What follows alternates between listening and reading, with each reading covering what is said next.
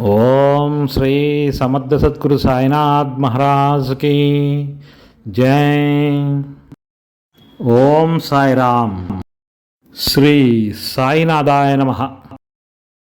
శ్రీ సాయి సచ్చరిత్రము 5వ రోజు పారాయణం 31వ అధ్యాయం. బాబా సుముఖమున మరణించిన వారు. సన్యాసి విజయానంద్, బలరాం మాన్కర్, తాత్యాసాహెబ్ నూల్కర్, మేఘశ్యాముడు, పులి. ఈ అధ్యాయంలో బాబా సన్నిధిలో కొంతమందితో పాటు ఒక పులి కూడా మరణము పొందుట గూర్చి హేమట్ పంతు వర్ణించుచున్నాడు. మరణకాలంన మనస్సునందున్న కోరిక కానీ ఆలోచన కానీ ఆ వ్యక్తి భవిష్యత్తును నిర్ణయించును. భగవద్గీత 8వ అధ్యాయమున 5-6 శ్లోకాలలో శ్రీకృష్ణుడిట్లు చెప్పి ఉన్నాడు. ఎవరైతే వారి అంత్యదశయందు నన్ను జ్ఞప్తియందుంచుకుందరో వారు నన్ను చేరెదరు. ఎవరైతే ఏదో మరొక దాన్ని ధ్యానించెదరో వారు దానినే పొందెదరు. అంత్యకాలమందు మనము మంచి ఆలోచనలే మనసునందుంచుకొనగలమని నిశ్చయం లేదు. అనేక మంది అనేక కారణముల వల్ల భయపడి అదరిపోయెదరు. కావున అంత్య సమయమునందు మనస్సును నిలకడగా నేదో మంచి ఆలోచన ఎందే నిలుపవలనచో నిత్యము దానిని అభ్యసించిన అవసరము. భగవంతుని ధ్యానం చేయుచు జ్ఞప్తి అందించుకొని ఎల్లప్పుడూ భగవన్నామ స్మరణ చేసినచో మరణకాలమందు గాబరా పడకుండా ఉండగలమని యోగేశ్వర్లందరూ మనకు బోధించుచుందురు. భక్తులు యోగులకు సర్వస్వ శరణాగతి చేసెదరు. ఏలన సర్వజ్ఞులకు యోగులు దారి చూపి అంత్యకాలమున సహాయం చేసేదరని వారి నమ్మకము. అటువంటివి కొన్ని ఇచ్చట చెప్పేదము. సన్యాసి విజయానంద్. విజయానంద్ అను మద్రాసు దేశపు సన్యాసి మానస సరోవరమునకు యాత్రాద్రమై బయలుదేరును. మార్గంలో బాబా సంగతి విని షిరిడిలో ఆగెను. అక్కడ హరిద్వారం నుంచి వచ్చిన సన్యాసియగు సోమదేవస్వామిని కలుసుకొనెను. మానస సరోవరం యాత్ర గురించి వివరములను కనుగొనెను. మానస సరోవరం గంగోత్రికి 500 మైళ్ళకు పైగా గలదని, ప్రయాణంలో కలుగు కష్టములన్నిటినీ ఆ స్వామి వర్ణించెను. మంచు ఎక్కువనియు, భాష ప్రతి 5 క్రోసులకు మారుననియు, భూటాన్ ప్రజలు సంశయ నైజమును, వారు యాత్రికులకు పెట్టు కష్టములు మొదలుగున్నవాన్ని చెప్పెను. దీనిని విని సన్యాసి నిరాశ చెంది యాత్రను మానుకొనెను. అతడు బాబా వద్దకేకి సాష్టాంగ నమస్కారం చేయగా బాబా కోపించి ఇట్లనియే, ఈ పనికి మాలిన సన్యాసిని తరిమివేడు. వాని సాంగత్యము మనకు ఉపయుక్తము కాదు. సన్యాసికి బాబా నైజము తెలియనందున అసంతృప్తి కలిగను. కూర్చుండి జరుగుతున్న విషయములన్నిటినీ గమనించుచుండెను. అది ఉదయం జరుగు దర్బారు సమయము. మసీదు భక్తులచే కిక్కిరిసి ఉండెను. వారు బాబాను అనేక విధములుగా పూజించుచుండిరి. కొందరు వారి పాదములకు అభిషేకం చేయుచుండిరి. వారు బొటనవేలు నుండి తీర్థమును కొందరు త్రాగుచుండిరి. కొందరు దానిని కండ్లకద్దుకొనుచుండిరి. కొందరు బాబా శరీరమునకు అత్తరు చందనములు పూయిచుండిరి. జాతి మత భేదములు లేక అందరూ సేవ చేయుచుండిరి. బాబా తనను కోపించినప్పటికీ అతనికి బాబా యందు ప్రేమ కలిగెను. కావున అతనికి ఆ స్థలము విడిచిపెట్టుకు ఇష్టము లేకుండెను. అతడు షిరిడీలో 2 రోజులుండిన పిమ్మట తల్లికి జబ్బుగానున్నదని మద్రాసు నుండి ఉత్తరము వచ్చెను.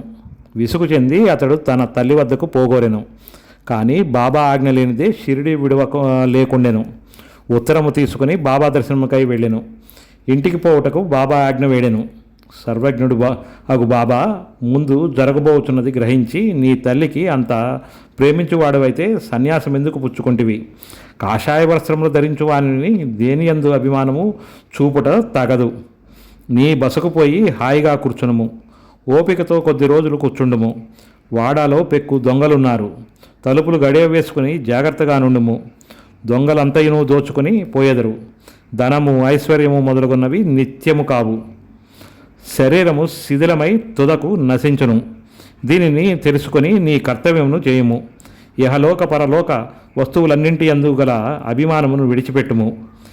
ఎవరైతే ఈ ప్రకారం చేసి హరి యొక్క పాదములను శరణు వేడెదరో వారు సకల కష్టముల నుండి తప్పించుకొని మోక్షమును పొందెదరు.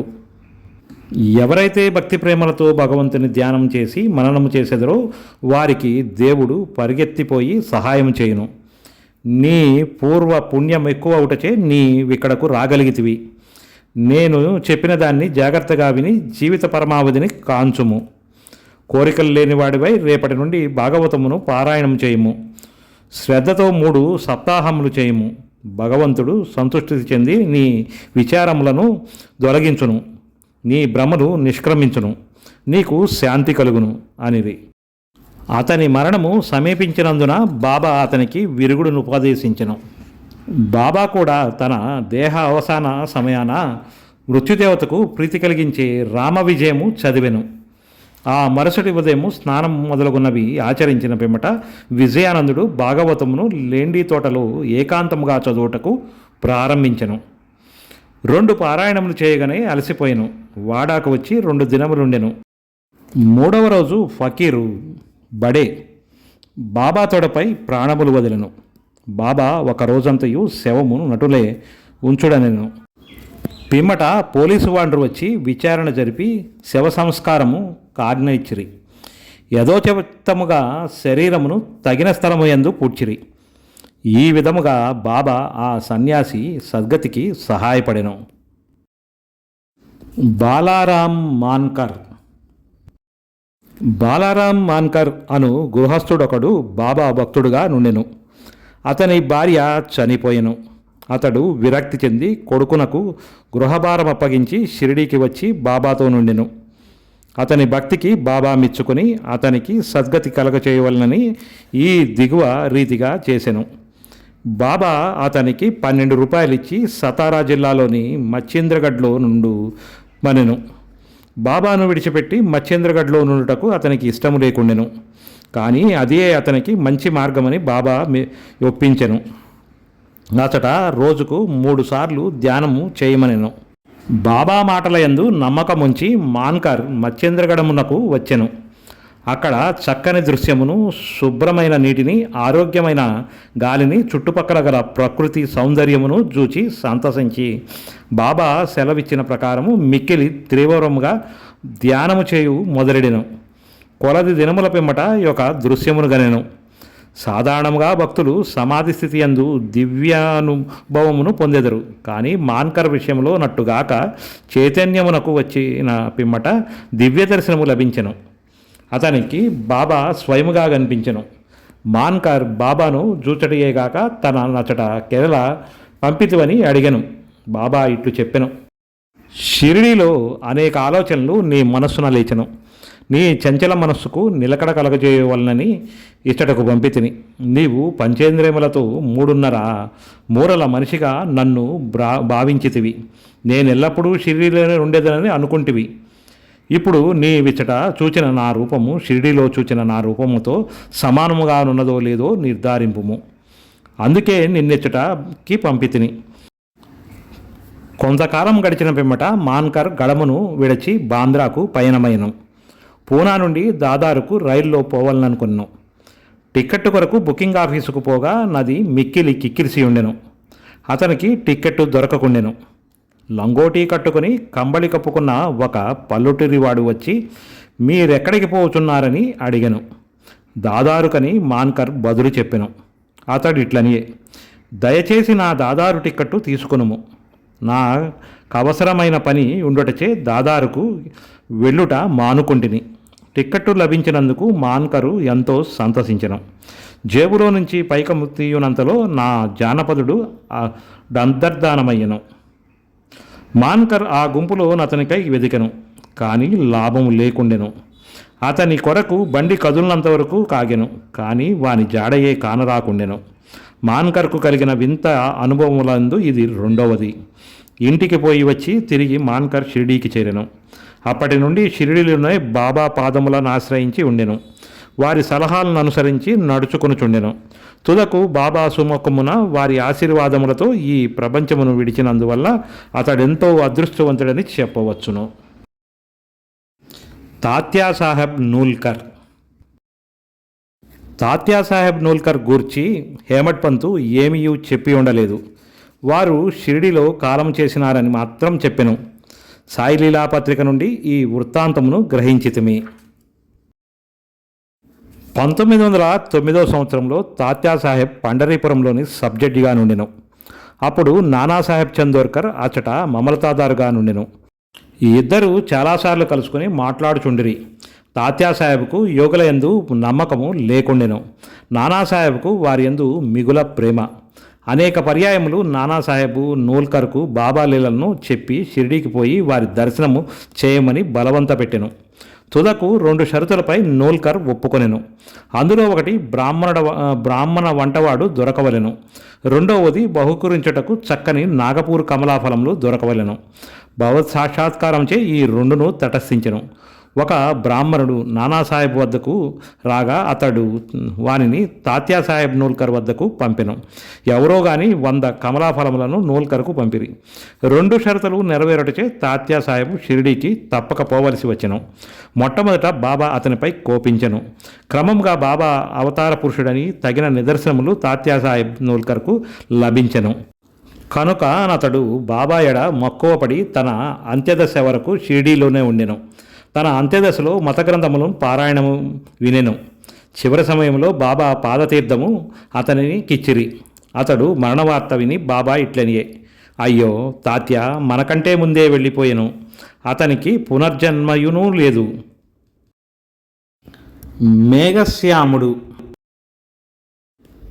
28వ అధ్యాయంలో మేఘుని కథ చెప్పితిమి. మేఘశ్యాముడు మరణించగా గ్రామవాసులందరూ శవం వెంట వెళ్ళిరి. బాబా కూడా వెంబడించెను. బాబా అతని శవంపై పూలు జల్లెను. దహన సంస్కారమైన పిమ్మట బాబా కంట నీరు కారెను. సాధారణ మానవుని వలె బాబా చింతా విచారజ్ఞుడైనట్లు కనపడెను. శవమంతయు పూలతో గప్పి దగ్గర బంధువుని వలె నేడ్చి బాబా మసీదుకు తిరిగి వచ్చెను. యోగులనేకులు భక్తులకు సద్గతినిచ్చుట విందుము. కానీ బాబా గొప్పదన అమోఘమైనది. క్రూరమైన పులి కూడా వారి వల్ల సద్గతియే పొందెను. ఆ కథయే ఇప్పుడు చెప్పెదము. పులి. బాబా సమాధి చెందుటకు 7 రోజుల ముందు విచిత్రమైన సంగతి షిరిడీలో జరిగెను. ఒక నాటుబండి వచ్చి మసీదు ముందర ఆగెను. ఆ బండిపై ఇనుప గొలుసులతో కట్టి ఉంచిన పులి ఉండెను. దాన్ని భయంకరమైన ముఖము వెనుకకు తిరిగి ఉండెను. దాన్ని 3 దర్వీషులు పెంచుచూ ఊరూరా తిప్పి డబ్బు సంపాదించుకొంచుండ్రి. అది వారి జీవనోపాధి. ఆ పులి ఏదో జబ్బుతో బాధపడుచుండెను. అన్ని విధముల ఔషధములు వాడిరి, కానీ వారి ప్రయత్నములు నిష్ఫలమయ్యను. బాబా వారి కీర్తి విని వారు దాన్ని షిరిడీకి తీసుకుని వచ్చిరి. దాన్ని గొలుసులతో పట్టుకొని ద్వారం వద్ద నిలబెట్టి దర్వీషులు బాబా వద్దకు పోయి దాని విషయమంతయు బాబాకు చెప్పిరి. అది చూచుటకు భయంకరముగా నుండి జబ్బుతో బాధపడుచుండెను. అందుచే అది మిగుల చికాకు పడుచుండెను. భయాశ్చర్యములతో ప్రజలందరూ దానివైపు చూచుచుండిరి. బాబా దాన్ని తన వద్దకు తీసుకుని రమ్మనెను. అప్పుడు దాన్ని బాబా ముందుకు తీసుకుని వెళ్ళిరి. బాబా కాంతికి తట్టుకొనలేక అది తలవాల్చెను. బాబా దానివైపు చూడగా అది బాబా వైపు ప్రేమతో చూచెను. వెంటనే తన తోకను నేలపై 3 సార్లు కొట్టి తెలివి తప్పి కిందపడి చచ్చెను. అది చచ్చుట చూచి దర్వీషులు విరక్తి చెంది విచారంలో మునిగిరి. కొంతసేపటికి వారికి తెలివి కలిగెను. ఆ జంతువు రోగంతో బాధపడుచు చచ్చుటకు సిద్ధముగా నుండుటచే నది బాబా సుముఖమున వారి పాదముల వద్ద ప్రాణములు కోల్పోట దాని పూర్వజన్మ పుణ్యమే అని వారు భావించిరి. అది వారికి బాకీ పడి ఉండిను.